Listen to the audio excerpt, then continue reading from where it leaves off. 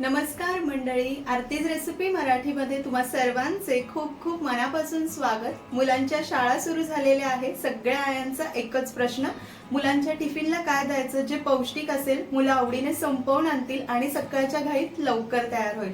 काही शाळांमध्ये तर आता 2 टिफिन द्यावे लागतात, छोटी सुट्टी आणि मोठी सुट्टी। तर आपण एका तासाच्या आत तयार होईल असा झटपट टिफिन बनवतोय। छोटी आणि मोठी दोन्ही सुट्ट्यांसाठी सगळी तयारी मी इथे करून ठेवलेली आहे। पदार्थ असे आहे की सकाळचा घरच्यांचा नाश्ता सुद्धा होईल। चला तर मग पटकन सुरुवात करूया। तर सर्वप्रथम इथे आपण मोठ्या सुट्टीच्या डब्यासाठी पीठ मळून घेऊया। 2 वाटी गव्हाचं पीठ घेतलंय, त्यामध्ये चवीनुसार मीठ घालायचं, अर्धा चमचा ओवा असा हातावर चुरून घालायचा। ओवा असा क्रश करून घातला की त्याचा स्वाद जास्त छान लागतो। थोडंसं पाणी घालून चपातीच्या पिठापेक्षा थोडीशी दाटसर कणिक मळून घ्यायची। चपातीच्या पिठा इतकी मऊ ठेवायची नाही।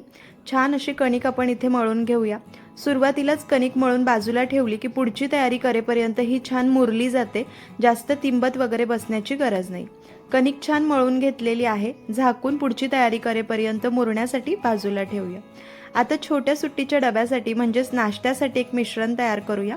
मिक्सिंग बोलमध्ये अर्धा कप ज्वारीचं पीठ आणि समप्रमाणात म्हणजे अर्धाच कप बारीक रवा घ्यायचा आहे।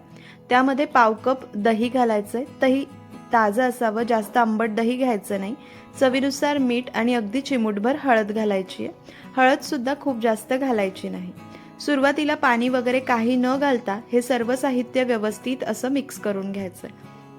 आता आपण हे लहान मुलांसाठी करतोय म्हणून मिरच्या चिरून यामध्ये घालू शकत नाही, म्हणून मी पाव चमचा लाल तिखट यामध्ये घालते। हवं तर तुम्ही आलं मिरची लसणाचा ठेचा थोडासा परतून घातला तरीही चालेल, पण लवकर व्हावं म्हणून मी लाल तिखट घातलंय। काश्मीरी मिरचीचा आहे म्हणून रंग सुरेख येईल आणि चवीला कमी तिखट असतं। आता थोडं पाणी घालून दाटसर असं मिश्रण तयार करायचंय। पाणी एका वेळेला जास्त अजिबात घालायचं नाहीये, कारण मिश्रण पातळ नको। साधारण अर्धा कप इतकंच पाणी लागतं। रवा आणि ज्वारीच्या पिठाच्या क्वालिटीनुसार एकाच दुसरा चमचा पाणी कमी जास्त लागू शकतं, पण अर्धा कप आणि वरतून 1 चमचा इतकंच पाणी मला लागलंय। याच पद्धतीचं दाटसर मिश्रण असावं। छान असं बॅटर सुद्धा तयार करून घेतलं। आता याला सुद्धा झाकून पुढची तयारी करेपर्यंत मुरण्यासाठी बाजूला ठेवू, म्हणजे रवा चांगला फुलेल। त्यानंतर आता मोठ्या सुट्टीच्या डब्यासाठी आपण पीठ आधीच मळलं। इथे मी पनीर घेतलंय, 150 ग्रॅम इतकं आहे। स्वच्छ धुवून पुसून घेतलेलं आहे। बारीक होलच्या किसणीने हे पनीर आपल्याला किसून घ्यायचंय। पनीर खूप ओलसर नको। धुवून घेतल्यानंतर थोडा वेळ कापडात ठेवा म्हणजे पाणी निघेल, त्यानंतर किसून घ्यायचं। बारीक होलच्या किसणीने किसलं म्हणजे काम आपलं पटकन होतं। पनीर सुद्धा किसून झालं। आता आपण काही भाज्या चिरून घेऊया। तर इथे आपण एक कांदा बारीक चिरून घेणार आहोत। त्यानंतर शिमला मिरची सुद्धा आपल्याला बारीक चिरून घ्यायची आहे। एक टोमॅटो त्याचे बी काढून टोमॅटो सुद्धा बारीक चिरून घ्यायचा आहे आणि कोथिंबीर सुद्धा। तुम्हाला हवं तर इथे तुम्ही गाजर बारीक चिरून किंवा किसून घालू शकतात। फरसबी हवी असेल तर फरसबी सुद्धा तुम्ही घालू शकतात। या पद्धतीने सगळ्या भाज्या आपण इथे चिरून घेतलेल्या आहे। तर आपण पनीर किसून ठेवलं होतं, यामध्ये आपल्याला काही मसाले घालायचे, कारण आपल्याला याचं स्टफिंग करायचं आहे। तर किसलेल्या पनीरमध्ये थोडीशी हळद, पाव चमचा काश्मीरी मिरची पावडर आणि अगदीच पाव चमचा मी कांदा लसूण मसाला घालते। याऐवजी गरम मसाला घातला तरीही चालेल, किंवा मुलं किती लहान मोठी आहे त्यानुसार मसाल्यांचं प्रमाण ठेवलं तरीही चालेल। चवीनुसार मीठ आणि पाव चमचा चाट मसाला घालायचा आहे। 1 चमचाभर कसुरी मेथी आणि थोडीशी बारीक चिरलेली कोथिंबीर घालायची।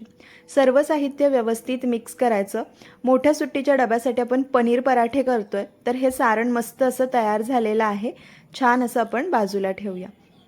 आता आपण रवा आणि ज्वारीचं पिठाचं जे मिश्रण केलं होतं छोट्या सुट्टीच्या डब्यासाठी, ते छान मुरलेलं आहे। त्यामध्ये आपण चिरून घेतलेल्या भाज्या घालायच्या। सुरुवातीला हे मिश्रण पहा थोडंसं पातळसर होतं, आता रवा छान फुललाय, दाटसर झालाय। अशीच कन्सिस्टन्सी असावी, अजिबात पातळ करायचं नाही। यामध्ये चिरलेला कांदा, शिमला मिरची, टोमॅटो आणि कोथिंबीर घालायची आहे आणि सर्व साहित्य व्यवस्थित एकजीव करून घ्यायचं। आधी आपण मोठ्या सुट्टीच्या डब्यासाठी मस्त गुबगुबीत टम्म फुगलेले पनीर पराठे करून घेणार आहोत। त्याआधी या मिश्रणामध्ये भाज्या मिक्स करून ठेवायच्या, म्हणजे भाज्यांचं जे काही पाणी सुटायचं असेल ते सुटतं, व्यवस्थित मुरतं आणि मिश्रणाची कन्सिस्टन्सी परफेक्ट होते। पाणी घालायचं नाही। भाज्या घालून झाकून बाजूला ठेवूया। सुरुवातीला आपण पीठ मळून ठेवलं होतं, कणिक छान अशी मुरलेली आहे, मस्त मऊसूत झालेली आहे। एकदा मळून एकसारखी करून घ्यायची। थोडंसं सुकं गव्हाचं पीठ लावून एक गोळा काढायचा। डब्यासाठी द्यायचं म्हणून खूप मोठे मोठे पराठे करायचे नाही। एकसारखं गोल करून घ्यायचं. सुकं गव्हाचं पीठ लावून याची पारी करायची. मध्यभागी थोडीशी जाडसर आणि कडेने पातळ अशी ठेवायची. मस्त अशी वाटी तयार करून घेतली. आता यामध्ये सारण भरायचं आहे. तर 3 चमचे सारण मी मस्त दाबून भरते, म्हणजे गुबगुबीत भरपूर सारण भरलेला हा पराठा होतो. अजिबात फुटत नाही. भाजल्यानंतर तुम्ही पाहाल किती टम्म असा फुगतो. एकसारखं मध्ये सारण दाबायचं आणि पुरणपोळीचा गोळा बंद करतो अगदी त्याच पद्धतीने बंद करून घ्यायचा. छान असा गोळा बंद करून झाला. सुकं गव्हाचं पीठ लावायचं आणि लगेच न लाटता हाताने थोडासा पसरट करायचा, म्हणजे कडेपर्यंत सारण पसरलं जातं. पराठा लाटताना फुटत नाही. हलक्या हाताने पराठा लाटून घ्यायचा. हा पराठा चवीला अप्रतिम असा लागतो. आपण जे काही मसाले घातले यामुळे याची चव खूप छान लागते. ओवा घातल्यामुळे पचायला सुद्धा हलका होतो आणि चवीलाही छान लागतो.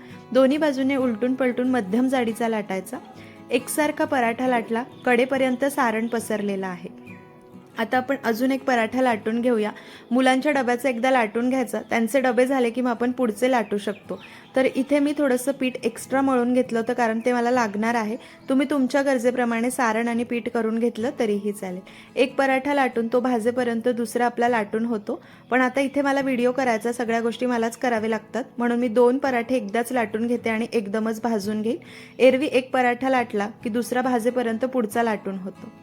पराठे छान लाटून झालेले आहे. तवा गरम झाला, थोडंसं तेल लावलंय, त्यावर पराठा घालायचा.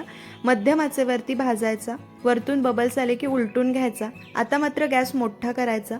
तेल किंवा तूप लावायचं आवडीप्रमाणे आणि मस्त असा टम्म फुगलेला पनीर पराठा तयार होतो.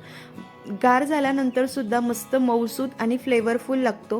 पाहू शकतात पराठा किती टम्म फुगलेला आहे. आपण जास्त साहित्य वगैरे काहीच वापरलं नाहीये.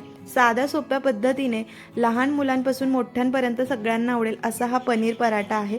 अतिशय पौष्टिक आणि चविष्ट. मस्त असा खरपूस भाजून घ्यायचा. भाजल्यानंतर एखाद्या जाळीवर काढायचा, म्हणजे पटकन गार होतो आणि मुलांचा डबा भरता येतो. याच पद्धतीने पुढचे सुद्धा पराठे मस्त असे तयार झालेले आहे. जाळीवर गार करण्यासाठी ठेवूया. मोठ्या सुट्टीचा डबा तर झाला. आता छोट्या सुट्टीचा डबा करून घेऊया. भाज्या मिक्स करून आपण बाजूला ठेवल्या होत्या. आयते वेळी पाव चमचा सोडा घालून मिक्स करायचं आहे. छान असं मिक्स करून झालंय. तुम्हाला सोडा नसेल घालायचं स्किप करू शकतात, पण ते तितकेसे अप्पे फुलणार नाही, कारण आपण याचे अप्पे करतोय. ज्वारीच्या पिठाचे अप्पे चवीला अप्रतिम लागतात. फक्त इथे एकाच गोष्टीची काळजी घ्यावी लागते की सोडा खूप जास्त प्रमाणात घालायचा नाही आणि मिश्रण पातळ व्हायला नको. थोडंसं दाटसर असलं तर चालतंय, पण पातळ अजिबात करायचं नाही. सोडासुद्धा इतक्या प्रमाणासाठी पाव चमच्याच्या वर अजिबात घालायचं नाही. अप्पे पात्र गरम केलं, तेल त्यामध्ये छान घातलेलं आहे. सुरुवातीला कडेला आणि मग मध्ये असं मिश्रण घालायचं, नेहमीचे अप्पे करतो तसे. झाकण ठेवून लो टू मिडियम फ्लेमवर वरतून कोरडे होईपर्यंत भाजायचे. वरतून व्यवस्थित कोरडे झाले. आता अप्पे उलटून घ्यायचे. मस्त असे कोरडे झाल्यानंतरच उलटायचे. गॅस खूप मोठा ठेवायचा नाही, म्हणजे आतपर्यंत छान शिजले जातात. हे ज्वारी आणि रव्याचे अप्पे चवीला अप्रतिम लागतात. तुम्हाला जर सोडा घालायचा नसेल तर तुम्ही रात्री दही, रवा, पाणी आणि ज्वारीचं पीठ घालून मिश्रण करून ठेवलं तरीही चालतं, म्हणजे ते फर्मेंट होईल आणि सकाळी तुम्ही अप्पे करू शकतात. फक्त रात्री उशिरा ठेवायचं जर उष्णता जास्त असेल तर. अप्पे आपण उलटून घेतले, एकसारखे टम्म फुगलेले आहे. दुसऱ्या बाजूने तेल वगैरे काही न घालता, झाकण न ठेवता मध्यम आचेवरती छान खरपूस होईपर्यंत भाजून घ्यायचे आहे. तर झटपट असा नाश्ता होतो. घरच्यांच्या नाश्त्याला सुद्धा तुम्ही हे सकाळी सकाळी करू शकतात. मस्त असे अप्पे तयार झाले. एखाद्या जाळीवर काढायचे. थोडेसे गार झाले की मुलांच्या डब्यात भरू शकतात. आजचा आपला मुलांच्या शाळेच्या डब्याचा, मोठी सुट्टी आणि छोट्या सुट्टीचा दोन्ही डबा तयार आहे. मस्त असे खमंग गुबगुबीत पनीर पराठे आणि खरपूस मस्त ज्वारीचे अप्पे. सोबत चटणी, दही, केचप तुम्हाला जे आवडेल ते देऊ शकतात. तुम्ही सुद्धा तुमच्या मुलांच्या शाळेच्या डब्यासाठी नक्की ट्राय करा. याआधी सुद्धा मी भरपूर डब्यांच्या रेसिपी दाखवल्या आहे. टिफिन रेसिपी म्हणून प्लेलिस्ट आहे, त्याची लिंक डिस्क्रिप्शनमध्ये देते, नक्की पहा. आजची रेसिपी कशी वाटली कमेंट करून नक्की कळवा. रेसिपी आवडली असेल तर लाईक करा, शेअर करा. अजूनही चॅनलला सबस्क्राईब केलं नसेल तर नक्की सबस्क्राईब करून घ्या.